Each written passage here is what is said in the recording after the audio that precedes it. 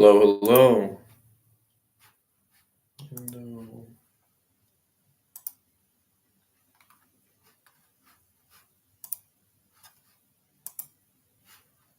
Screen.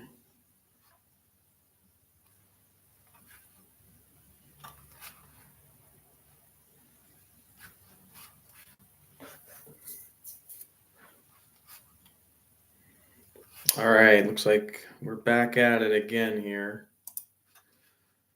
So if you stumble across this stream, probably because you see how some of my kettlebell workouts. I've been doing a kettlebell workout every day for at least a week and a half now. I had a few kind of sporadic ones. I had a dumbbell workout, a full body workout that I had two 15-pound dumbbells. Then I kind of moved on to the kettlebell, which my wife got me for Christmas this year. I got that present early. And I got into that. I really enjoyed it. So I started posting every day, and that kind of kept me honest about, just making sure every morning I would get up and do a workout, and having a post every day gave me a reason to. And I kind of actually had a lot of fun adding the audio and looking up songs and thinking of songs and such. So um, today I want to read this article here that I have, or this isn't even an article on this subject of the kettlebells. It's just off Google, but the pros and cons of it, because I've been doing a little bit more research myself, and um, you know, just trying to learn as much as possible. Like I said, I'm not someone that uh, was doing kettlebells for years and years, so it's not exactly like I'm teaching a class or something like that. But I think that's kind of part of the fun of the channel too. Is like I'm learning this new way of exercising, and learning a lot of new different exercises like kettlebell swings, right? So as a person that just went to the gym, did my bench press, shoulder press, curls, stuff like that. I never, I never really like did any swinging like that, any swinging motion. I always do pull ups, sit ups, but there's a lot of fun new exercises that I've been doing. So let me go ahead and read this for you here. Kettlebell training offers pros like full body engagement, which is true, improved strength and endurance, and functional fitness with minimal space requirements.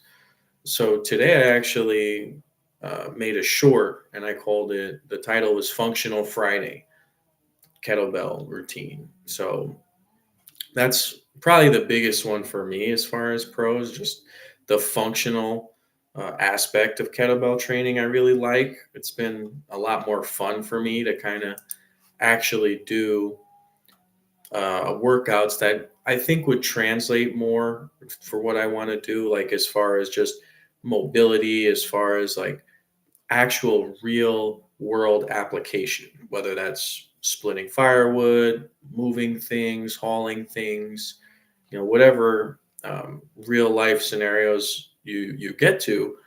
Um, Kettlebells seem a lot more suited towards that, or a lot more tailored towards that, as opposed to just like moving a bar back and forth, right? That's not really a realistic, real life, way of doing things. Like, how often are we really doing that? But we may be bending down, lifting things. I was able to do the kettlebell deadlifts.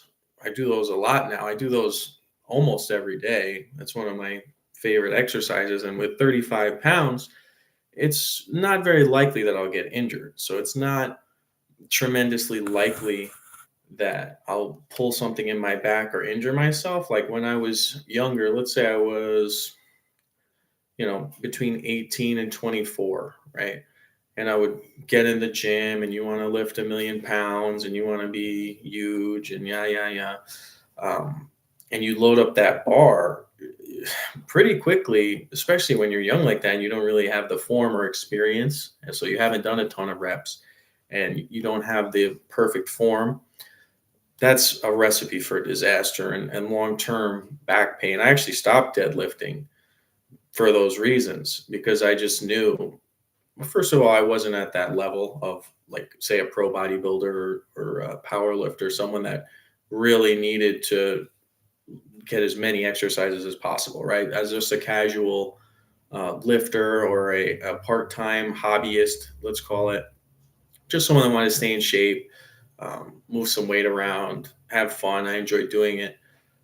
I didn't see the risk versus reward as far as deadlifting.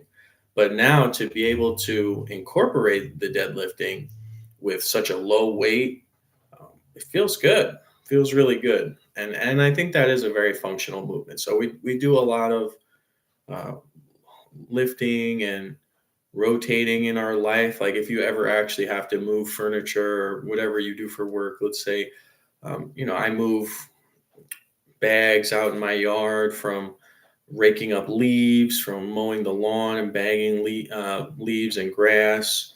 I just went to Lowe's today and I picked up, what was it? I think it was 5 50 pounds bags of rock salt. So that's functional strength. I'm actually thinking about doing a rock salt workout. So grab the 50-pound bag of rock salt and just see what I can do with it. Do some squats, do some, whatever. Maybe kind of just toss it around. And if you look at some of my videos here, just my shorts, I don't have any long term or long format videos, excuse me, of any kettlebell workouts. But if you look at the shorts, you'll see a lot of real functional stuff.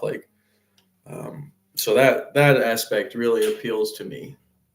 First and foremost, probably above anything else.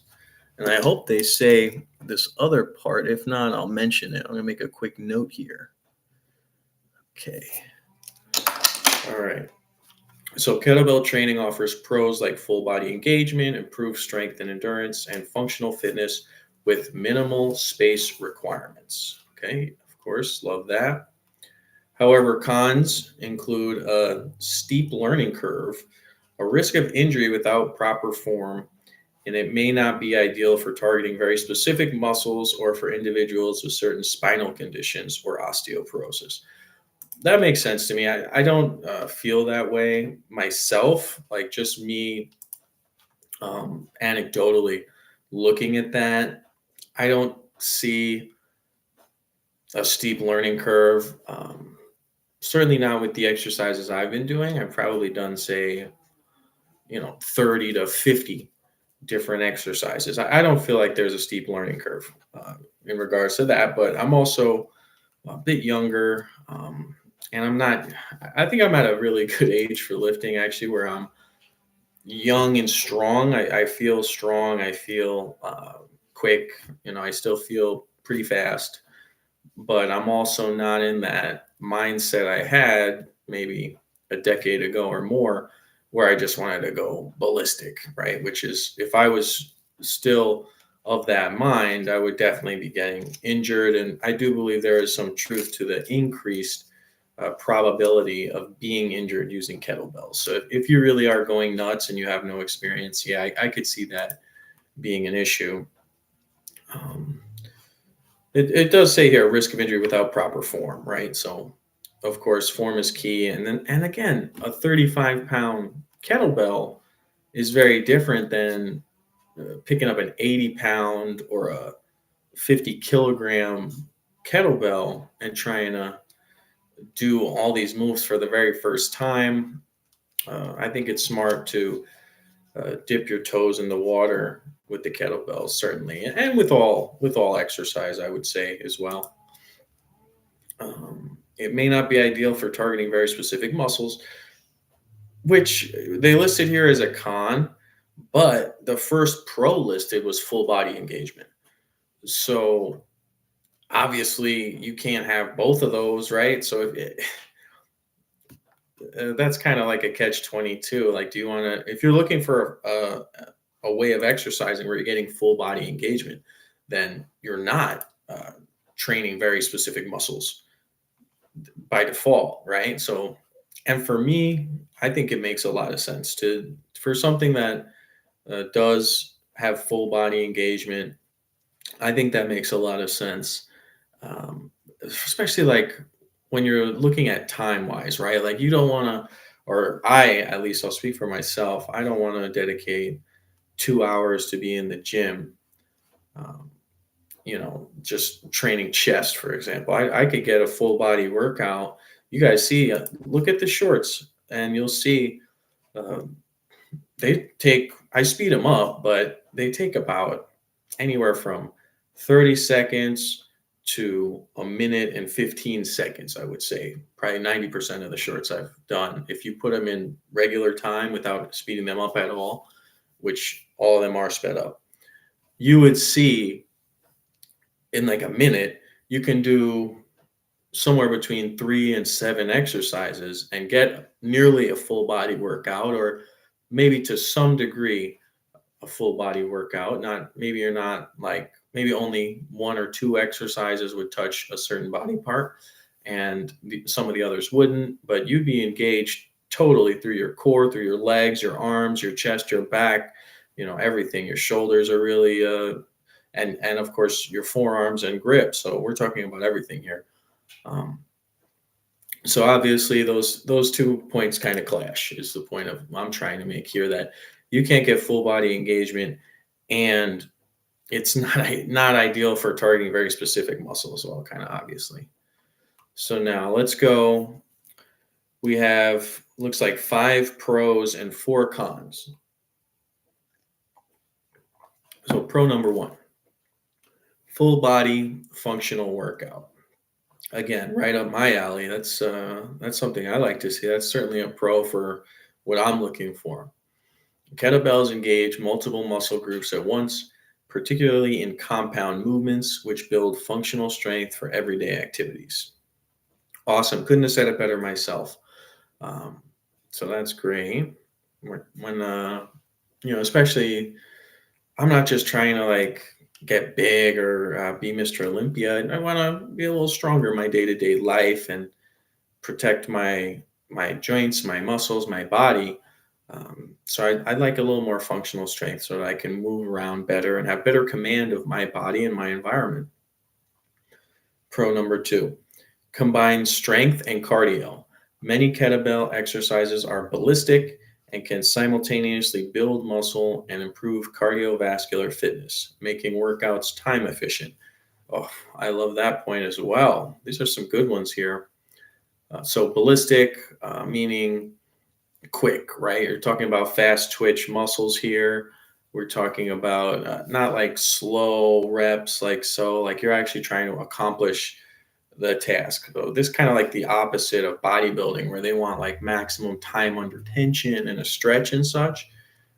When we're talking about ballistic, we're talking about functional strength and workload.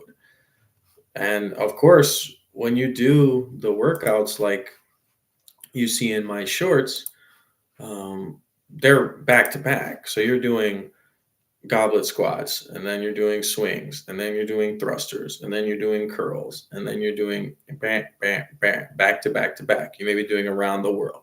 So you may be hitting legs, abs, arms, all in one, all while holding it. So your arms are going to be engaged as well as your core just from holding weight, right? Even if you didn't do any exercises, you just held the weight for, let's say it takes a minute to do the exercise and you do 5 rounds.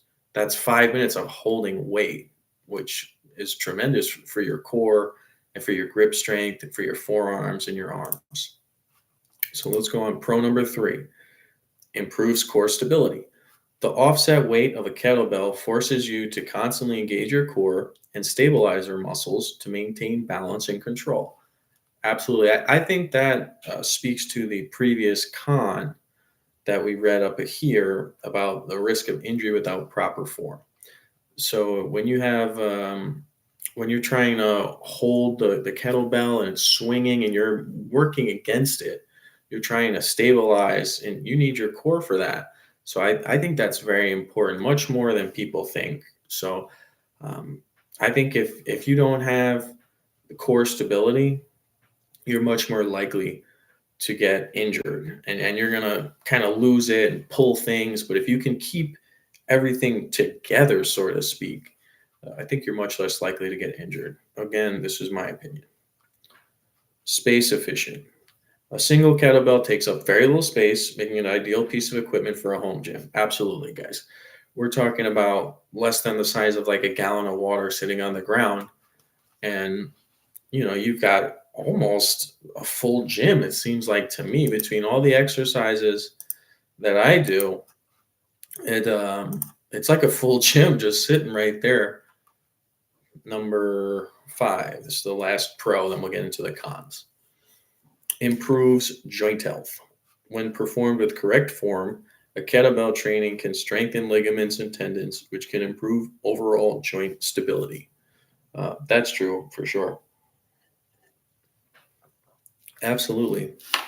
I think there's definitely something to that. If you're not training in a functional manner, like with kettlebells, like let's say you're just going to the gym and pressing like with your wrists flat, with your wrists straight, like you're not really going to get that same uh, grip strength, ligament, tendons, all your different attaching pieces upon your body.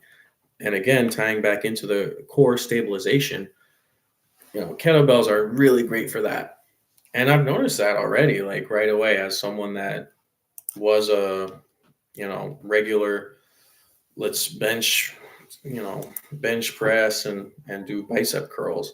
I definitely do see that there are benefits such as improved joint health. Now the cons. So there are only 4 cons here. We'll try to speed up a little bit and get through them. Risk of injury. Improper form, especially with ballistic movements like snatches, can lead to injury. Yeah, absolutely. This is not the time, once again, to ego lift. This is not the time to like pick up the biggest, baddest, heaviest kettlebell in the world and try to show off or just do too much. It's better to learn what you're doing. And honestly, like if you know where you are, right? If you haven't worked out in 10 years, right? If the last workout you did was in gym class in high school, okay, maybe you should go ahead and follow along and do either workouts I'm doing or other ones, Google it. It doesn't have to be mine. And maybe you should just do it with no weight, right? Maybe you should do some air squats. Maybe you should do just moving your arms, right? Starting wherever you're at. Hello, Stasi. Stasi came to say hello. Um, and maybe even going back to that, I was saying that a kettlebell takes up about the same amount of space as a gallon of water. Maybe you go and get a gallon of water and swing that around, and curl that, right? Maybe that's plenty of weight for you. I think a gallon of water is like some 6-7 pounds. You don't have to be picking up a big heavy kettlebell and getting hurt. Okay, really, that will set you back. That will not be a good thing. Number 2, steep learning curve. Kettlebells require a good deal of practice to master proper technique. It is recommended to learn the basics from a professional. Okay, yeah, if that's something you feel comfortable with, it's never a bad idea, right? No one could ever say, "Oh no, don't do that." But for me, I feel strong. I feel good, and there's so much information nowadays on the internet. Right here on YouTube is a great resource where people will talk you through exercises, and you can see quite a few people doing the different exercises, which there's a tremendous amount of value in that. So if you're getting any value from this stream, please go ahead and like this stream here, this video. I would really appreciate it. Con number 3, not ideal for all fitness goals. That one you could really, I know I kind of sound biased now, like I'm a kettlebell nut or something, but not ideal for all fitness goals. Well, what's ideal for all anything, right? Terrible. Kettlebells are not as effective for isolating specific muscles as some other training methods, such as dumbbells or barbells. Well, yeah, that's true, but if that's what you're looking to do, then you're not looking at kettlebells anyway. You can't have the functional full body engagement and stabilizing muscle training with as well as isolating specific muscles. We got kind of spoke to that before. And the last con is not suitable for everyone. Kettlebells can place unusual stress on the spine and hips, so individuals with spinal abnormalities, back pain, or osteoporosis should exercise caution or avoid them. Yeah, I guess that makes sense. I don't think it's wise once again to use anything too heavy, specifically if you do have some type of illness or some type of issue that would be spinal or something like osteoporosis. Well, that's basically it here. I just want to keep this short and sweet. I know 22 minutes now to talk about a few points, but just wanted to put this here and speak on the subject. Again, if you like this stream or if you enjoyed this video, got any value from it, please like, comment, let me know what you liked, let me know what you didn't like. I'm hanging out with Stasi over here. Mr. Stasi kind of blends into this very comfortable hoodie I have here. So Mr. Stasi may want to take a nap right here, so I think I'll shut up. And thanks for watching. I hope you have a great day. Oh, Mr. Stasi.